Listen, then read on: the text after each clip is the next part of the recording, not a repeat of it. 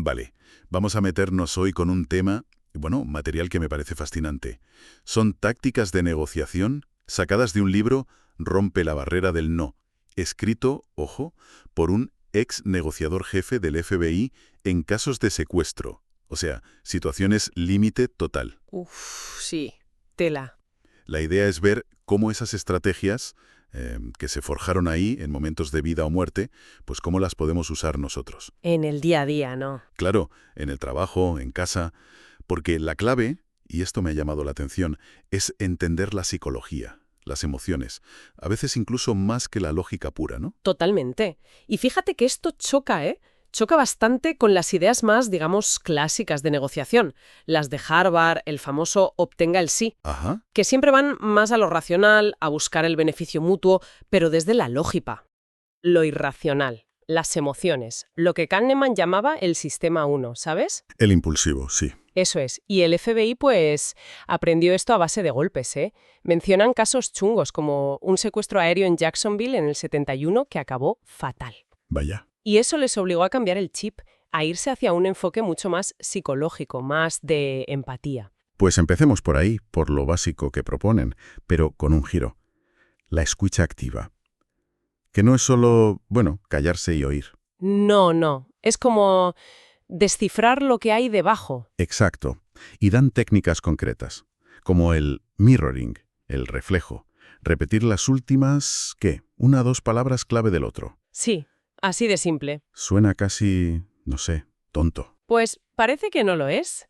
Dicen que se basa en algo llamado isopraxismo. ¿Iso-qué? Isopraxismo, la tendencia que tenemos a imitar a los demás, ¿sabes? Para crear confianza, conexión. Es como decirle al subconsciente del otro, soy como tú, fíate.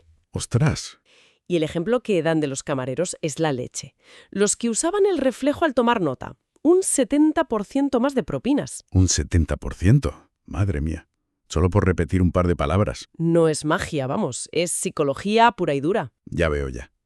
Luego está la voz del locutor de radio nocturno. ¿De eso cómo es?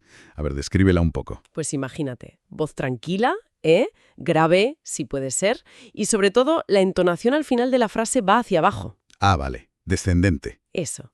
Proyecta calma, control, pero sin ser agresivo. En situaciones tensas, como el atraco ese que cuentan en Brooklyn, Sí. pues esa voz ayuda a frenar, a bajar la tensión. La idea es, si te está escuchando, o si está hablando contigo, no está haciendo otra cosa peor, ¿no? Claro. No está disparando, como dicen. Y el silencio. Uf, el silencio. A mí me cuesta a veces. Nos cuesta a todos, yo creo. Pero dicen que es una herramienta potentísima. ¿En qué sentido? Pues después de hacer un reflejo, o una etiqueta de estas que veremos, si te callas unos segundos, invitas al otro a seguir, a llenar ese vacío. Ajá. Y ahí es donde a menudo sueltan la información clave. La diferencia entre lo que quieren, sus deseos, y lo que de verdad necesitan para cerrar un trato. Entiendo. Todo esto para crear rapport, ¿no? Esa conexión. Exacto. La base de la confianza. Sin eso, mal vamos. Vale. Y aquí entramos en algo que me pareció, bueno, súper interesante, la empatía táctica. Y recalcan mucho, ¿verdad? Que no es simpatía, no es estar de acuerdo. Para nada. Es entender la perspectiva del otro. Punto. Y que él sepa que la entiendes. Comprender su porqué, aunque no te guste. Justo. Entender su mundo, su lógica interna, sus emociones. Y verbalizarlo. Esa es la clave. Como en el caso ese de Harlem con los tipos armados, que el negociador se pasó horas diciendo Sí, sí. cosas como: parece que no queréis salir, parece que os da miedo que entremos a tiros, parece que no queréis volver a la cárcel. Eso es etiquetar. Ponerle nombre a la emoción o a la dinámica que tú percibes. Usando el parece que, suena como sí, me da la impresión de que... ¿Y funcionó? Pues sí, al nombrar los miedos de los tipos les quitó fuerza. Y al final salieron, se rindieron. O sea que nombrar la emoción la calma. ¿Funciona así a nivel cerebral? Pues parece que sí. Mencionan estudios con resonancia magnética. Dicen que etiquetar una emoción negativa, ponerle nombre, reduce la actividad en la amígdala. ¿El centro del miedo? Ese mismo. Y activa más la corteza prefrontal, la parte racional. Como si al decir, esto es miedo, el cerebro dijera, vale, localizado, ahora pensemos. Pero bueno, me parece fascinante. Y hay una técnica relacionada, ¿no? La auditoría de acusaciones. ¿Eso qué es? Es como adelantarte. Es un etiquetado pero preventivo. Tú mismo dices en voz alta todas las cosas negativas, los peros, los miedos, las críticas que crees que el otro tiene en la cabeza sobre ti o sobre la situación. Antes de que él las diga. Exacto, antes. Por ejemplo, empezar diciendo, mira, seguramente estarás pensando que te voy a hacer perder el tiempo. O sé que esto puede parecer muy caro. Ya. Desarmas un poco, ¿no? Porque muestras que entiendes por dónde puede ir. Justo, le quitas munición y demuestras empatía. Entendido. Bueno, y ahora viene un giro que a mí personalmente me rompió un poco los esquemas. Ojo con buscar el sí. Sí, esa es buena. ¿Contraintuitiva? Total. Siempre he pensado que el objetivo era conseguir el sí. Claro, es lo que menos han enseñado. Pero piensa en el típico vendedor pesado, ¿sabes? Que te fuerza a decir sí, sí, sí a todo. Uf, sí. Te pones a la defensiva total. Pues eso. El libro distingue 3 tipos de sí. El falso, el que dices para quitarte al pesado de encima o ganar tiempo. El típico sí, sí, ya te llamo yo. Ese. Luego el de confirmación, que es solo una respuesta neutra, tipo ¿es martes hoy? Sí. Y el de compromiso. Ese es el único que vale de verdad, el que implica acción. Claro.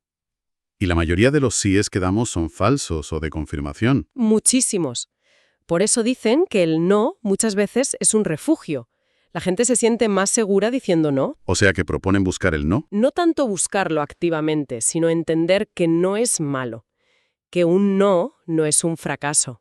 Al contrario. El principio de la negociación real. Muchas veces sí. Un no puede significar, espera, para el carro, no entiendo esto, necesito más info, o no me siento en control. Vale. Permitir ese no, incluso provocarlo a veces con preguntas tipo ¿es un mal momento para hablar?, le da al otro seguridad, autonomía. Siente que no le estás intentando colar nada. Y ahí es donde salen los problemas reales. El ejemplo de la compañera del FBI que buscaba el no de su jefe. Es genial. Solo cuando el jefe decía no, ella podía entender qué le preocupaba de verdad y abordarlo. Y lo del guión ese de recaudar fondos que mejoró un 23%, solo por facilitar el no. Es increíble. Demuestra el poder psicológico que tiene, ¿vale? Pero si ni el sí ni el no son el objetivo final, ¿cuál es? El santo grial, digamos, es conseguir que la otra parte diga, es correcto. That's right, en inglés. Eso es. Ese es el momento mágico. Cuando consigues eso significa que has entendido y articulado tan bien su posición, sus problemas, sus emociones, que ellos mismos lo validan. Sí, justo eso es. Es la señal definitiva de que has conectado, de que la empatía táctica ha funcionado. Exacto. Y a partir de ahí están mucho más abiertos a colaborar, a buscar soluciones contigo, porque sienten que realmente les entiendes. Dan ejemplos muy potentes, ¿eh? Lo de la negociación por el rehén Jeffrey Schilling con Abu Zabaya. Sí, cuando el negociador resume la situación del terrorista y este dice, es correcto, ahí cambió la dinámica. O la farmacéutica con el médico que no quería ni oír hablar del nuevo medicamento. Igual, consiguió el es correcto al resumir los problemas del médico con sus pacientes y a partir de ahí la venta fue rodada. Vale, es correcto. Ese es el indicador.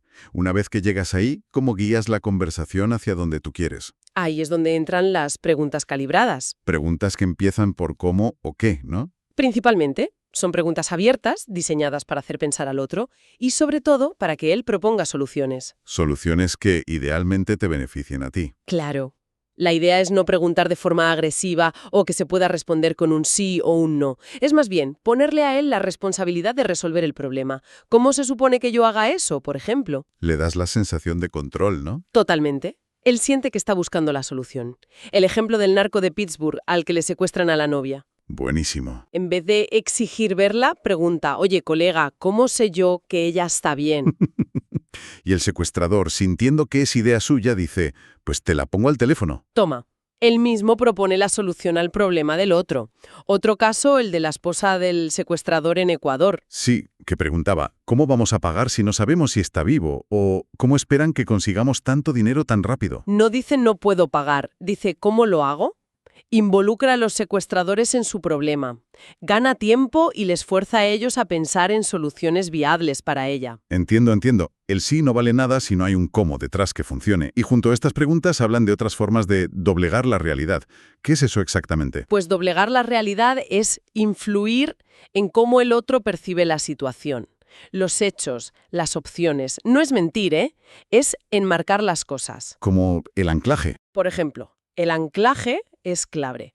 Poner un punto de referencia inicial. Como el típico regateo, ¿no? Empiezas pidiendo mucho o ofreciendo poco. Eso es. Puede ser un ancla de precio, de plazo o incluso emocional. Si empiezas describiendo un escenario horrible, cualquier cosa menos mala parecerá buena. Quien pone el primer ancla juega con ventaja. Normalmente sí, porque condiciona todo lo que viene después. Por eso hay que tener cuidado si el otro te pone un ancla muy extrema. Vale. ¿Y qué más usan para doblegar esa percepción? Se apoyan mucho en la aversión a la pérdida, que ya sabemos que nos duele más perder 100 euros que la alegría que nos da ganar 100 euros. Sí, eso se está estudiado. Pues enmarcar la propuesta en términos de lo que el otro perdería si no acepta suele ser más potente. También usan estratégicamente la palabra justo. La palabra F la llaman. Sí, apela a un sentido muy básico de equidad. Puede ser muy útil, pero ojo, que si se huele la manipulación es contraproducente. Y buscar valor donde no hay dinero. ¿No? Fundamental. Cosas que para ti son valiosas, pero al otro le cuestan poco. El ejemplo de conseguir la portada de la revista para la asociación de abogados a cambio de un descuento en la cuota.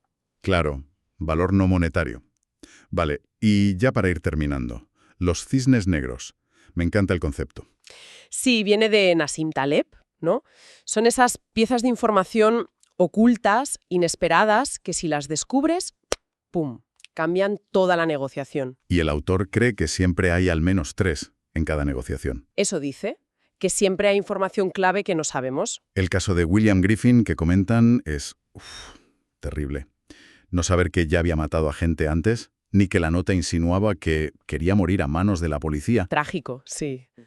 Eran cisnes negros que no se vieron a tiempo. ¿Y cómo los encuentras? Pues escuchando a fondo, claro. Observando el lenguaje no verbal, buscando inconsistencias, hablando con gente relacionada si puedes, y sobre todo consiguiendo tiempo cara a cara. Ahí es donde más se revela. ¿Y por qué son tan cruciales? ¿Qué te dan? Te dan palanca, apalancamiento. El libro habla de 3 tipos. A ver. Positivo, tú tienes algo que ellos quieren. Negativo, tú puedes hacerles daño, quitarles algo, usando la aversión a la pérdida. Y normativo, usar sus propias reglas, sus valores, sus estándares, en su contra, digamos. Entiendo. Y los cisnes negros a menudo te revelan qué tipo de palanca va a funcionar mejor con esa persona o en esa situación. Como con el granjero ese Dwight Watson en Washington. Descubrir que era súper religioso. Exacto. Un cisne negro. Y eso permitió usar una palanca normativa muy específica. Oye, si Cristo resucitó al tercer día, ¿por qué no sales tú? Y funcionó. ¡Qué fuerte! Y ligado a esto, dicen que es clave identificar el estilo del otro, ¿no? Sí, que clasifican en 3 tipos básicos. El analista, que es metódico, necesita tiempo, datos, odia equivocarse. ¿Vale? El acomodador, que busca la buena relación, el win-win, a veces promete de más por agradar. Ajá. Y el asertivo, que es directo, impaciente, quiere resultados ya y necesita sentir que le escuchan. Y tienes que adaptar tu estrategia a cada uno. Claro, no puedes tratar igual a un analista que necesita tiempo para procesar que a un asertivo que quiere ir al grano. Y bueno, también mencionan cómo detectar mentiras. La regla de 3. La regla de 3. Sí. Conseguir que confirmen algo importante, de 3 maneras diferentes en distintos momentos de la conversación. Si hay inconsistencias, sospechoso. Vale. O sea que resumiendo mucho, este enfoque del FBI es casi psicología aplicada a la negociación, ¿no? Totalmente. Se aleja de la lógica pura y se mete de lleno en las emociones, los miedos, las percepciones, la dinámica humana. Y estas tácticas que nacieron en situaciones extremas. Son herramientas para navegar esa complejidad. Y lo sorprendente es lo útiles que pueden ser fuera de ese mundo de los rehenes. Vamos, que desde comprar un coche o pedir un aumento hasta arreglar una discusión con tu pareja, entender esto te puede dar una ventaja. Sin duda. Pero, ojo, requiere preparación. El libro insiste mucho en eso. hasta proponen una hoja de negociación para planificar antes. Planificar los objetivos, las etiquetas posibles, las preguntas calibradas. Exacto. Y tener siempre clara una máxima. Ningún acuerdo es mejor que un mal acuerdo. Uf, esa es buena. Resistir la tentación de cerrar algo mediocre solo por cerrar. Como el ejemplo que ponen del marido que para no discutir acaba con un zapato marrón y otro negro. Un desastre que no contenta a nadie. Pues eso, a veces un conflicto bien llevado, usando estas herramientas, es el camino a una solución mucho mejor para todos. No hay que tenerle miedo a la fricción si se gestiona bien. Pues me llevo un montón de ideas. Creo que queda clara la potencia de este enfoque. Y para cerrar, como siempre, una reflexión final que nos sugiere todo esto. Pues sí, una queda que pensar. Quizá la negociación más difícil no es con el de enfrente, sino con nosotros mismos. Con nuestras ideas de cómo deberían ser las cosas, nuestro miedo al que dirán, a la tensión, nuestro deseo de que todo sea fácil y rápido. Ya, nuestras propias barreras internas. Exacto. Y la pregunta es, ¿cómo cambiaría una conversación difícil, una de esas que tenemos pendientes, si aplicáramos conscientemente una sola de estas técnicas? Mm. Un simple reflejo bien hecho, una etiqueta para nombrar un miedo oculto, una pregunta calibrada tipo ¿cómo podemos hacer que esto funcione para ambos? Solo una. ¿Qué pasaría?